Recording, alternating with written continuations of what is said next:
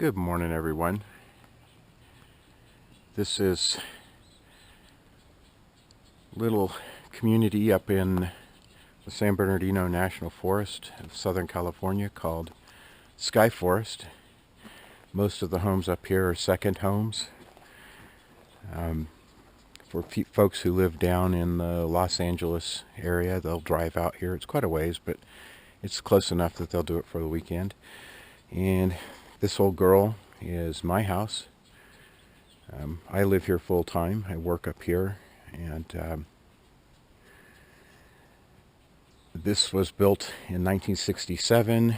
And in 1967, you weren't required to have garages, but whoever built it built this parking structure, and you could pull off the road and park here. And I have a bunch of lumber piled here because I want to build a shed right off the side. I cut the railing off of the deck yesterday. I'll cut the rest of it off and rebuild it.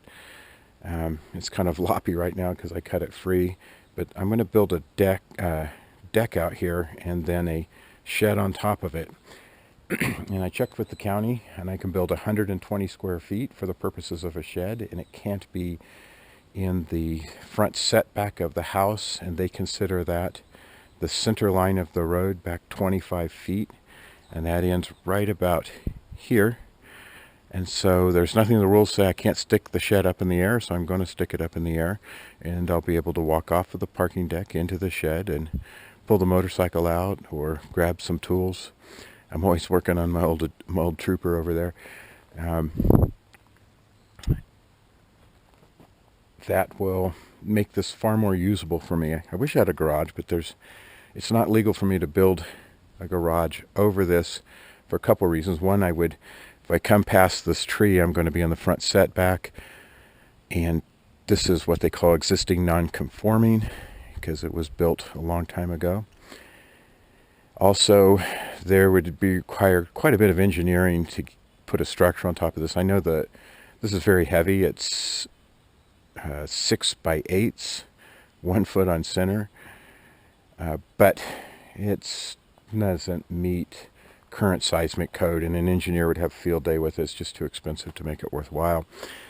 But these parking decks are very common in this area. You can see all the houses up there have them. A lot of cars in the street right now because it's coming up on 4th of July weekend. Let's see what we can get done. I will take a picture every now and then and explain what I'm doing. So I spent a few hours on this yesterday, maybe about 2, and I started making the frame for the deck that I'll build on top of. Just got it temporarily braced off. It doesn't on its foundation yet. What I will do is I'll leave the temporary braces in. I'll dig a hole and hang the pier from the 4x4 post into the hole. I'll show that, but that gets it exactly where I want it to be. So there's going to be one here near the corner, 2, 3, 4, 5, 6. So 6 piers. I have one old one left over that I will use, and I'll buy 5 new ones. It's just a 4-foot span. It's like 4 foot 2 inches. So those are just 2x4s. Again, it's just a shed. Slide my motorcycle in it. 2x4s seem small, but they're plenty for that span. This is exactly 4 feet. Once they do that, I'll bring the walls up, but we're going to start with the turret in the middle, build that first, and then build the 2 little wing walls to it. I'll show it in a little bit, the progress that is. So I've put the posts in, or I've attached them to the deck, to the little rim joist there, and they're hanging down into the holes. You can see all the way around. And the deck is actually supported by these vertical pieces, and that allows me to adjust it up and down and to get it perfectly level, and it's level in every direction. Then everything is just tacked together right now. And I will come back later. I'll put through bolts in, bolts down below. I'll put metal clips on the little joists, and even the plywood is just tacked in. And I like to do that so that I can get these guys exactly where they're supposed to be over their holes. And what I do is I just drop a string down and dig the hole, and then I hang this. And now I will mix up the cement, so here, and fill up these holes. And when it sets up tomorrow, I will start bracing everything off. I'll nail the plywood off and get it ready to build on. Under each one of these piers is a 2-foot cube of concrete. The pier was hanging down in the hole. I filled the hole with concrete and stabbed it all in. Just see I have a couple screws in the bracket.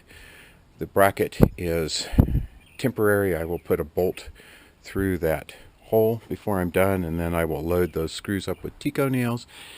And at top I will through bolt both through the sides and or both through the floor joist and the rim joist. Same thing in every one of these. I've kicked the temporary bracing out and started to throw dirt over stuff. I'll rake this out a little bit more, get it looking nice. Now I'm going to start nailing down the ply. It's just tacked in place. I like to tack everything in place, and then once I get it where I want it and everything's plumb and level, I'll go ahead and nail it off. So I've got the air compressor set up, nail guns laying there. I'm going to put a hose between the two of them and some nails and nail this off. Richard cut these circles for me that will make the plate for the turret. I'm going to have a turret right here in the center. There'll be a plate on the bottom, plate up there, and the pointy part of the turret's going to be just a hair higher than the roof. So as you drive down the street here and you look back at us, you're going to see a little kind of a gnome home looking shed. Be an improvement, because now all you see is the cars parked in the driveway.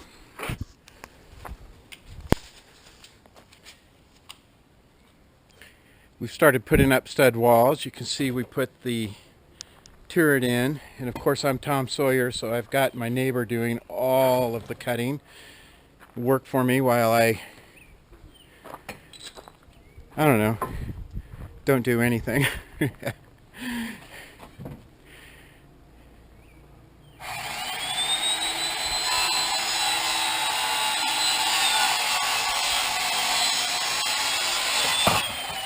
I didn't expect, this is what you get like computer IT tech guy doing everything. But I didn't expect to get this far today, so I'm going to run out of studs. We're going to do this last little wall right here. And then I'll go shopping tomorrow and finish framing it up this week.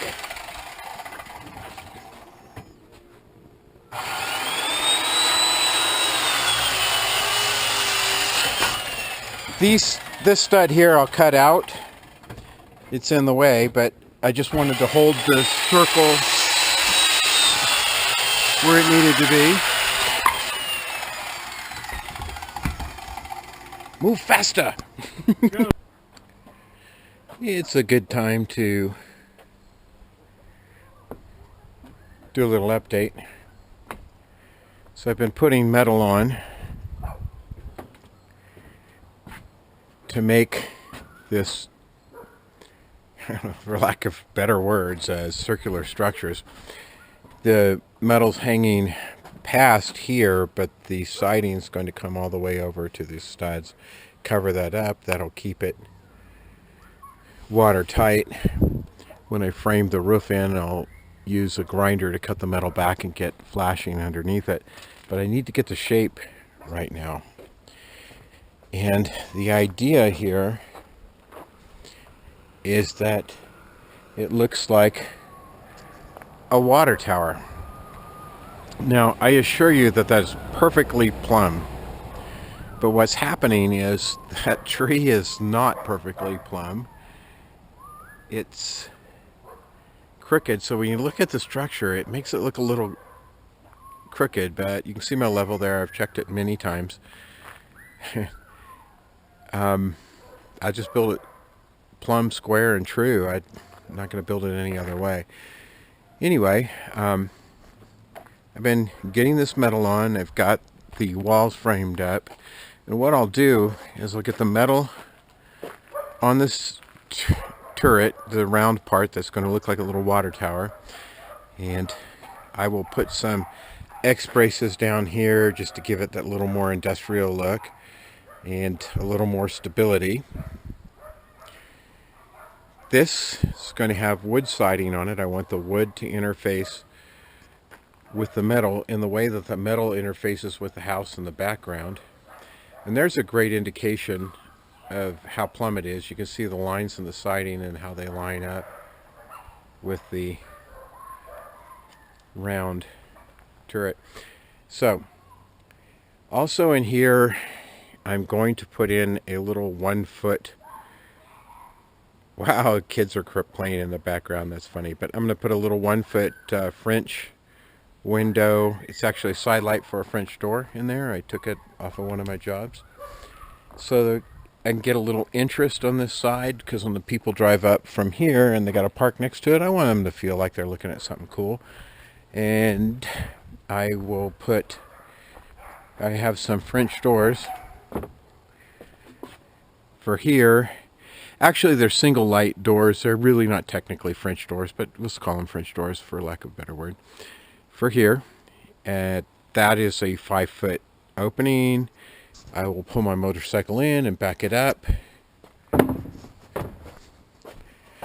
Here I'm going to build a small bench and some shelves. I'll put all of my mechanics tools in them, a couple smaller shelves up top so that I can work on my old trooper, because I'm always working on the old trooper. Over here, when we come in here, I'm not sure whether I'm going to put a bench in here or not. I have a really neat little wood stove to put in here, so when I'm working, I can be warm in the winter, because I am at 6,000 feet of elevation. And whether to drywall it or not, I'm thinking about it. So, I don't know, maybe I'll post this at this point and get some people to tell me whether I should drywall it or not. If I drywall it, of course I have to insulate it, and oh my gosh, it just never ends. It's like the $6,000 shed. It could be so much less, but I got all crazy about making the metal and the turret.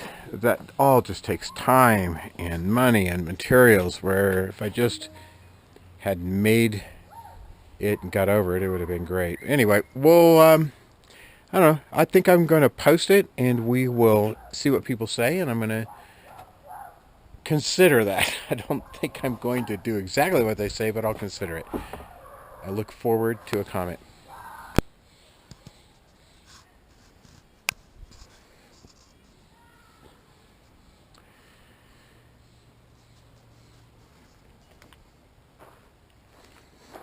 Build a little scaffolding so I could walk out here.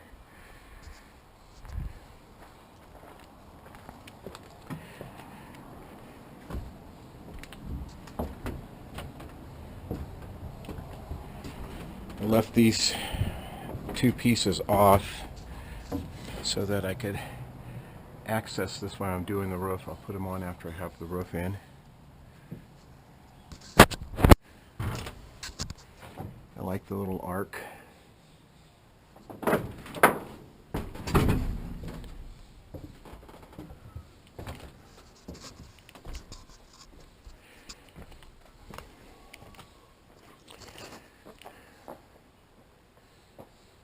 So there's where we are for now. Richard really wants me to keep the gable of this under the turret roof. I can do it on this side. On this side, I'm probably going to have to blend that gable in, which I think is a compromise. he thinks I should have made the tower taller, but I'm worried about it overpowering the roof. It's going to be taller than the roof by the time I get the peak on it.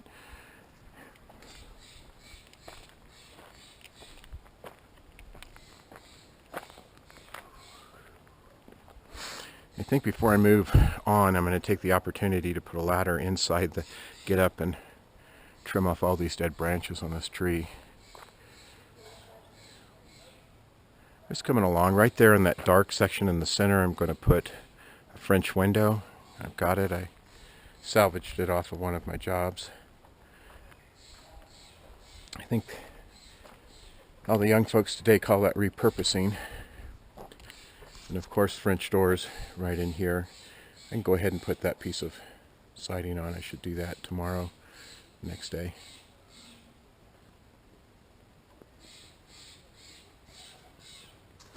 Well, there's where we're at for now. I think I'm going to put all of the videos together and post them, and then maybe in a few weeks post another one. I thought you should see the rest of the house, how it has this metal wainscot on it. It might help folks understand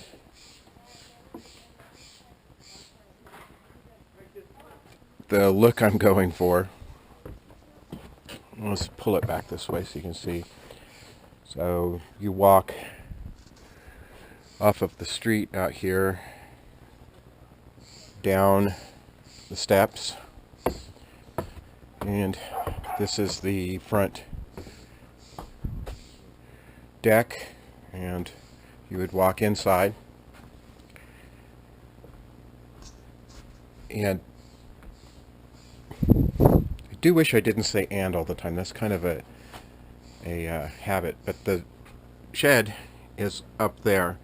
There'll be a gabled roof, and then you'll see the turret around it, and I'm really trying to make it look kind of whimsical. This house is difficult to work with. It was a very early house on the street, and so it was probably one of the rougher houses. The newer houses are a bit to the nicer side, and of course I bought this to fix it up, and I've been doing that, and I think this is going to add to it. This old railing's all going to come off, and I'll redo it with a nice new straight plumb railing. I am going to use this kind of fence look because, again, it's kind of whimsical.